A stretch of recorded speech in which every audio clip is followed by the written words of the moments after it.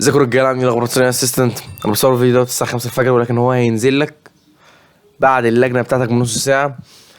ده بقى الكلام الجد بالنسبه لي، فاهم؟ ده الجد بقى، فاهم؟ سيبك اركن بقى كل الكلام اللي فات، وانا بقى عايز كومنتات الفيديو ده، فاهم؟ انا عايز الناس تطمني، عايز زئير، عايز كده يا عم. عارف لو في نونوه ماشي، بس يعني طمنوني، فاهم؟ يعني انا ايه، 1000 مشاهد 1000 كومنت زي ما قلت لكم قبل كده. متوقع ان كل الناس تقول لي عملت ايه، حتى لو عادي يقولوا عادي.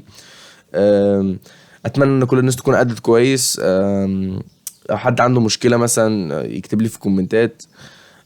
كده كده هعمل لكم فيديو بكره، تمام كده، بتكلم فيه عن المشاكل الجوهريه اللي انا لقيتها في الكومنتات اللي انتوا اتكلمتوا عنها. فاهم؟ انت كلمني وقول انا حصل مشكله كذا، يعني مش عايز يحصل لي كذا تاني، مش عارف ايه كذا كذا، كلمني، فاهم؟